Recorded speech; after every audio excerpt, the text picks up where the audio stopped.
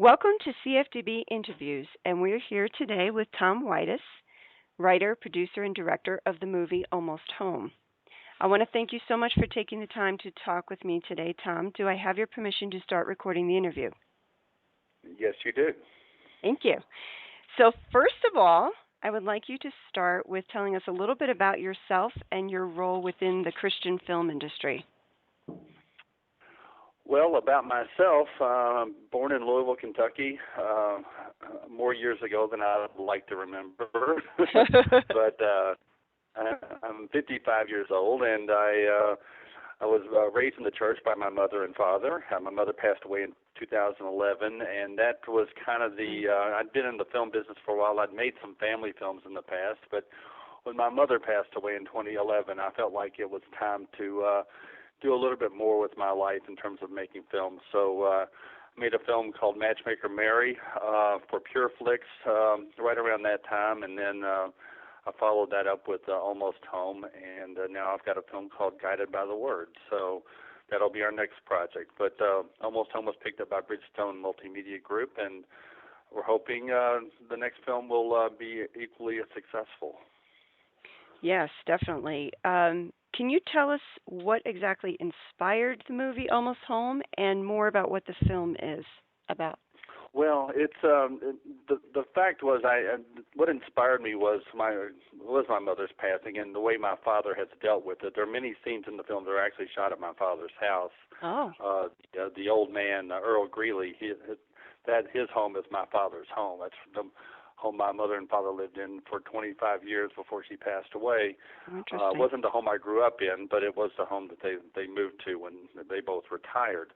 And so it was kind of based on that in the sense that the telling your loved ones that you love them and all that was all very much a part of what I wanted to write that kind of story. Now, the Alzheimer's element of it isn't so much anything I've gone through personally. Thank the good Lord that's not happened to my father, but it's something that's been a fear of mine for many years. He's 82 now. Fortunately, he's in good health, and God bless him. He's doing very well. He misses my mother deeply, but he's doing very well. And so the Alzheimer's element was more of a fear of mine than anything else, and that's why I wrote that element into it, because I felt like there were folks out there that had gone through that, and maybe this story would speak to them. Yeah, that makes sense. So was there anything personal about it in your life as far as the important message of the film about, telling your loved ones and making sure that you tell them? Was there something that really sparked that message? Well, I lived far away from my parents for so long. I lived in New York for years, and I lived in Los Angeles for years, and they were back here in Kentucky. Versailles, Kentucky is where my father lives now. We're from Louisville, and it was just one of those things where when I moved back, I got married in 2000. I moved back here in 2003 and got married in 2004, and I had a chance to spend a lot more time with my parents than I had over the past 15 or 20 years. And it was really important to me to spend time with them and to get over there and see them as often as I could. My wife and I live about an hour and a half from where my dad lives, but it was a lot easier to get over there once a week or so to see them, have lunch and everything. And that was very important to me as my mom's health was failing. She died of non-Hodgkin's lymphoma, so we knew she was sliding very quickly, and I was able to spend a lot of time with her. And so when she passed away, I felt like it was a blessing that we'd had a chance to spend so much time together. So that was kind of the impetus for that kind of a story. And that makes total sense. It's interesting you said that.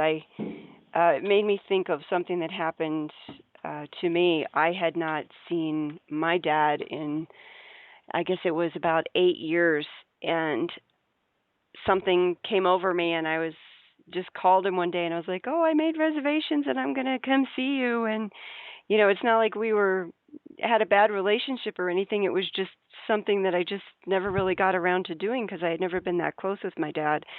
And the day that I called him was the day that he found out that his new wife had cancer. And Wow. so it ended up not just being me coming up, but me and all my family ended up coming up to see them, because basically it was to help him, as well as to say goodbye to Right. his new wife, because she was really in quite bad shape. She went down rapidly, and it just really, I never forgot that experience. And I meet so many people that something happened. Sometimes it's something really bad, or sometimes it's something they don't even really remember. Right. And yet they don't talk to them. They don't see them. They don't want to make the first move to, make that Right. reconciliation. And yet as Christians, that's really how we're supposed to live, in that forgiveness. And but it's so important, not just for Christians but for everybody, because Well, that forgiveness yeah, that brings was the thing. healing. Exactly. For me, it wasn't my parents and I. I mean, granted, we had our rough patches when I was a kid, but that happens a lot when you're a teenager and when you're in your early 20s. You make it your business to bother your parents and make sure they're, they're Yes. on edge at all times. Yes. That's kind of the goal of teenagers. But for me, it wasn't anything more than just I just life got in the way of things, and you look up and it's a year later, it's 2 years later, and you haven't really spent any real appreciable time with the people you care about. And I thought, you know what, I didn't want to be one of those people when I was in my 60s, 50s, and 60s, and my parents were gone, and someone would say, did you know your parents? And I'd have to say no, not really, because I didn't spend any time with them as an adult. So I'm very fortunate that I moved back at a time and got married at a time when I was able to spend time with my wife's parents. She's since lost her father to cancer, and so I got a chance to spend time with her parents and my parents when they were both. Everybody was still healthy and vital and doing things and going, and you know what I'm saying. We weren't coming back to spend time with them when they were ill. We were coming back to spend time with them when they were healthy, and we were able to do things together. And that was very important to me, and it remains important to me as well, with my father. So. And for someone who hasn't, for anyone who hasn't had the experience, but I do understand that it is really traumatic to someone who's not able to say goodbye, Right. not able to make that peace before the other person passes away. It's just really, it it's difficult. So I'm glad that I you was made the very film. blessed. I was very blessed to have a chance to say goodbye to my mother and my father-in-law, and it wasn't a comfortable thing. They were there was a few months for both of them that they weren't in very good health and they weren't happy, and they were they were sick and they were dying, and we knew it, but it gave us all a chance to spend time with them when we knew we didn't have much time left. So it was important. Right. And I do hope that when people watch Almost Home, that they will definitely get the message of the film, and that God would impress them if there is someone that they need to reconcile with or to get in touch with. And, like you said before, life gets a hold of us and time just passes so quickly, and then you just realize where has it gone. And so we need to take the most advantage of every chance that we get, because we just don't know if we're going to be Right. As granted I the get next day. older, yeah, as I get older, time just is beginning to fly. I just look up and summer is gone, and now it's fall, and before you know it, it'll be Christmas and New Year's, and a new year will be happening and everything. And it's just like, what happened to 2015?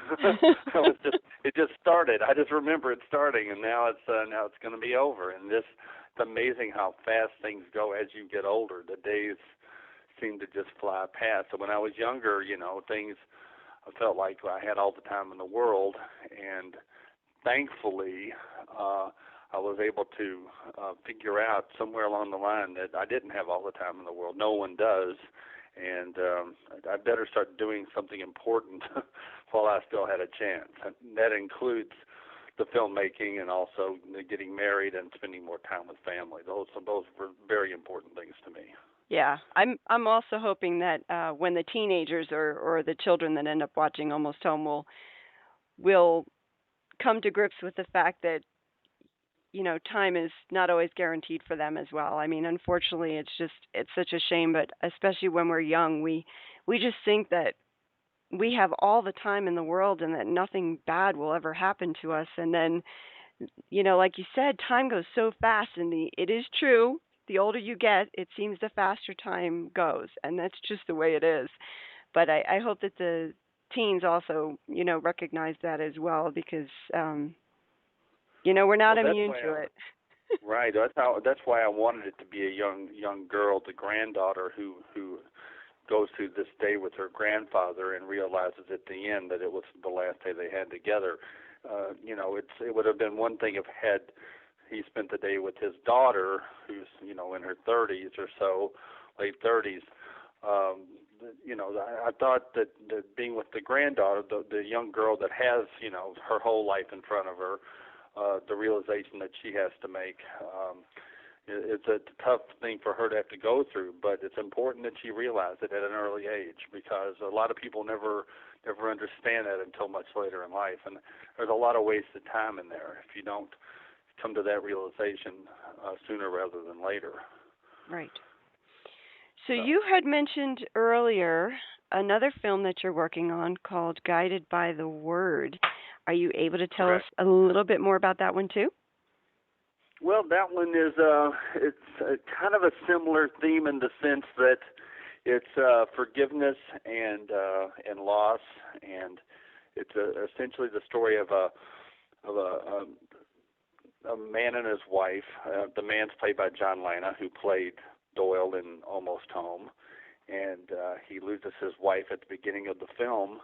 She passes away, and before she dies, she gives him the Bible that was their daughter's, their adopted daughter, and says to him, you've got to go find her and forgive her and ask her forgiveness and give her her Bible, because I'm afraid she's lost, and she's lost, and she doesn't know where she is at this point spiritually. It turns out that this gentleman knows where his adopted daughter is, because her husband has called him in the past and let him know where she is, because he knows that her father would be worried about her. It turns out that she was adopted, and when she turned 18, she found out she was adopted, and got angry about being quote unquote lied to, and left and never came back. And so now it's his job to take this Bible and drive across country to find his daughter and give her Bible back. So that's basically the story. And what happens, in this road trip between this gentleman gets in a car, he's in his 70s, he doesn't want to fly, so he gets in his car and starts driving from Louisville, Kentucky to Los Angeles. So it's a road picture with spiritual elements. Well, that's great. It sounds like a good storyline. Looking forward to seeing that one too. Do you know when that one will be out? Well, we just finished principal photography Monday morning. We had one shot left to get, and we got it. All the road stuff is done. The Los Angeles shots are done, and we got the last shot here locally done on Monday. And I'm actually going out of the country tomorrow. I'm going to be in South America for 2 weeks. So the good news is my editor, the guy who actually shot the film, is editing it too, Kevin Avery, who edited Almost Home. He shot this film, and he's editing it. My hope is when I get back, you'll have somewhat of a rough cut together so I can watch it and say, okay, let's do this, this, and this with it. So that once I know what we're looking like by mid-December, I'll have a lot better idea. But I would think we'll probably screen it sometime in the spring of 2016 for a few distributors and see who likes it. Yeah, that sounds great. We're looking forward to it. Is there anything that you really wanted the Christian Film Database listeners to know that you haven't already spoken about? Well, just that, here in New Albany, Indiana, we're in Kentucky, which is, New Albany's right across the river from Louisville, Kentucky, so it's not like we're too far away from the bluegrass and all that. We're just trying to make some nice films. Fortunately for us, the technology is at a point where we can do some nice films here locally and get them out into the marketplace internationally. And we're just trying to do some good work here. And Silver Hills Pictures is our goal now is to make a Christian film, faith-based film that the Dove Foundation and Christian Film Database and different groups like that can watch and enjoy and give us a little bit of assistance. And by the way, I really do appreciate the nice review and the mention on your website and everything else. Those things have been very helpful to us. But that's what we're trying to do here. We're just trying to make some nice faith-based family films here in the Midwest, and I think we're making some very good progress. Well, you're welcome, and that is exactly why we exist. We're here to help. So that's definitely we surely love what we do. It's been a huge boost because groups like yours and Dove Foundation too, they've been a big help to us as well. It really helped to get the word out on films like this. I've got a Facebook page, and we're trying to use some social media to get the word out on the film. But ultimately, the audience we're reaching out to, they go to your website, and they go to other websites, and they go to ChristianCinema.com and places like that, ChristianBook.com, and they look for films, and they look for someone to tell them sometimes, is this film worth watching? Is it a good film to, is it worth my money? Because at the end of the day, we're asking people to spend their hard-earned cash to watch the film and make it part of their lives. And we want to make sure that purchase is of value to them. Yes, that makes sense. So since you mentioned social media as well, I would like you to tell people how they can learn more about you and your work, and also, what's the Facebook page that they can go to learn more about the film, and Right. It's almost home the movie. You can send us a friend request. We'd be happy to, follow up on that and let you know what's going on. But mostly, what I'm trying to do is I'm sending people to Christian Film Database and say, you want to know a little bit about the film. You can find out from those fine folks.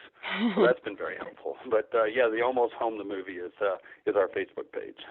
And how about do you have a Twitter page as well, or? No, I got a Twitter account, but I basically use that for my sports writing. I'm always sending out information about games I'm covering and stuff, football or basketball, and so that's my Twitter account. That's basically what I use that for.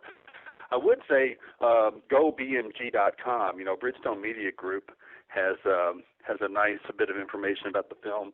They've got a press release about it, and also a way to purchase the film through ChristianBook.com. So any one of those websites can help us as well. Okay, that's great. But I would definitely say go to www.gobmg.com that's Bridgestone Multimedia Group. They're very helpful, and there are domestic and some foreign territories, United Kingdom and places like that. They're our distributor, and they're doing a great job. Yes, they're a great they're company. Wonderful people over there.